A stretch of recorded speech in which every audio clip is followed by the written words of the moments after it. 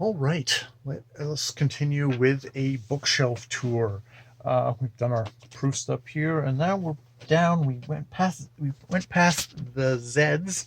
Let's see what we have. We have my odds and sods. We've got Ratio, the simple code behind the craft of everyday cooking by Michael Ruhlman, the author of The Elements of Cooking. And here, what? Cooking, like so many creative endeavors, is defined by relationships. For instance, knowing exactly how much flour to put in a loaf of bread isn't nearly as useful as understanding the relationship between the flour and the water, or the fat or salt. The relationship is defined by a ratio, and having a ratio in hand is like having a secret decoder ring that frees you from the tyranny of recipes. Professional cooks and bakers guard ratios passionately, so it wouldn't surprise me a bit if Michael Ruhlman is forced into hiding like a modern day Prometheus, who, in handing us mortals the power better suited to the gods, has changed the balance of kitchen power forever. I, for one, am grateful, and I suspect you will be too. Alton Brown, author of "I'm Just Here for the Food." Alton Brown, also, of course, the TV superstar of Good Eats and other lesser programs. I got given this for a Christmas present, and I have to admit, it's one of those books like it sounds fascinating, and I've looked at. I really should just kind of go through and actually try and reading it. Like, is it a you know this book is all using this book. This book is about culinary fundamentals, without which, as Escoffier said, nothing of importance can be accomplished. Nothing, because it's about the fundamentals. It's also about all the things you can do with those fundamentals, about variation and improvisation. While it is filled with recipes, I like to think of it as an anti-recipe book, a book that teaches you and frees you from the need to follow. All the ratios are listed in the order that the ingredients are combined. That is, a 3-to-1 pie dough means that the flour is the first ingredient, fat is added to the flour and mixed in, and then the water is added. Is the scale required? No. I've tried to make every recipe and ratio accessible to those who don't have a scale. Mainly it's a flour issue. Most fundamental ingredients have built-in units. A large egg is 2 ounces. A stick of butter is 4. A cup of water or cream or milk is 8 ounces. So in terms of measuring, flour is one primary ingredient whose weight varies from cup to cup. So not for those not using a scale, figure a cup weighs between 4 and 6 ounces. So for a 3-to-1 pie dough, you'll use a cup of flour, a stick of butter, and a quarter cup of water, keeping in mind you may need to add a little more flour. But again, the scale makes kitchen life so much easier, which seems to be an argument that you should probably probably get things. So it's I don't know. Yeah, it's one of those books. I guess I think if I find myself in the right frame of mind and ready to experiment to actually do, I will get to.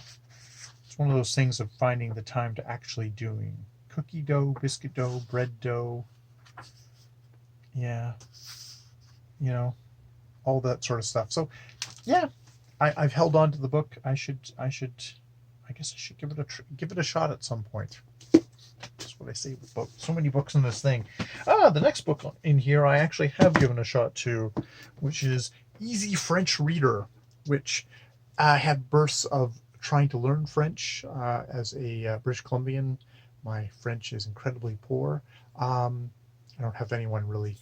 I mean, I'm sure there's French people around, but I just don't have much everyday interaction with them, or even every month or every 6 month interaction with them. So I've done some reading. I think I used it to read some graphic novels in French. That's about probably a grade 2 level reading level, which is probably dropped off quickly from there. Held on to it because it was actually kind of a useful book for that, and I like the idea as a reader learning how to read more than I do about talking. The next book is the Norton Anthology of English Literature. This is the English literature for the 16th century and the early 17th century, which was very, very handy for my work, my lead up to ShapeTube of reading plays of kind of Shakespeare's contemporaries, and kind of just getting more of a kind of a feel of those times, and like what were the people who were around Shakespeare were doing, just to give you more of a context on Shakespeare himself, who I really do love. And I'm looking at his Arden Shakespeare Complete Works across the way that's holding up my keyboard at the moment, because that's where I keep it when I'm not reading it during ShakeTube. And I'll probably come back to this this September coming up. And here, let's finish with the big block of Edward Whittemore. His what is it called? So there's the cyanide. Okay, there's, in order of size, there's the cyanide tapestry. There is the Jericho mosaic. There is Jerusalem poker. And there is Nile Shadows, which I think is all kind of, I can vaguely remember, it's all kind of cloak and dagger-ish doings in the Middle East, told through an American who was, I think, a part of the CIA. This is his Jerusalem Quartet.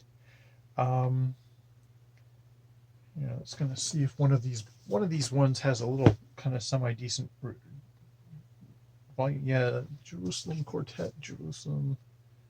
As heady as Pynchon, as droll as Vonnegut, as entertaining as Lawrence of Arabia, or Tom Robbins on a great day. So that gives you the melange of things. Yes, I think I've talked about these before. I've even read one of them, and it's kind of fallen out of my head, but I remembered really enjoying it at the time, it being slightly kind of a clotted. What is that? That is, oh yes, Edward Whittemore's Jerusalem Quartet by Jeff Vandermeer. 3 writers, above all, have served as touchstones for my own fiction. All 3 display stylistic mastery, contain hidden depths, and reward repeated rereading. Of the 3, Nabokov achieved fame during his lifetime, Angela Carter achieved fame after her death, and the third, Edward Whittemore, 1933 to 1995, remains largely unknown. Until this month, Whittemore was out of print as well, Old Earth finally bringing out all 5 of his books back from the dead. And then lists the books. Yeah, so I think that's probably how I came on to Edward Whittemore. Or I mean, it may have even been before Jeff Vandermeer started writing about him. But I obviously thought it was interesting enough that I have a little essay by Jeff Vandermeer, the great weird science fiction writer, also literary guy now, I guess.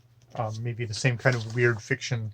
It would be another way of kind of to describe Edward Whittemore. What does it say? Now Shadows is storytelling in a grand manner, a novel about good and evil and their strange disguises, about love and the mysteries of time and tragedy of war, a rich and magical odyssey spanning more than a century. Now Shadows is the 3rd independent novel in Edward Whittemore's Jerusalem Quartet, following Sinai Tapestry and Jerusalem Poker.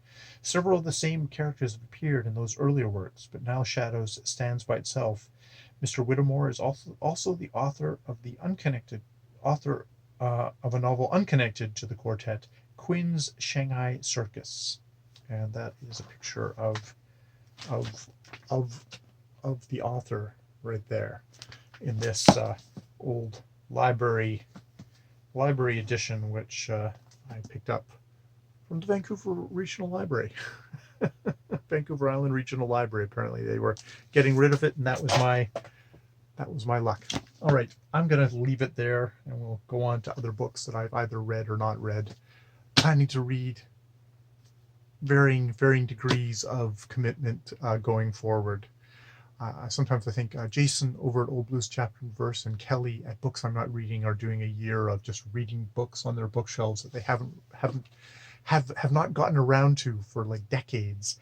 And maybe next year that will be my goal, to just to go through a lot of these books, because God, I'm somewhat shocked going through this. I'd say there's probably about 40% of the books on my shelves I haven't read and I've owned for a long time.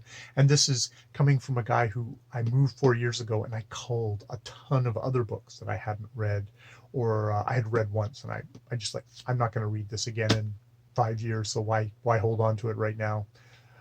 All right. All right. Yes. The existential crisis of a compulsive book buyer. More videos later.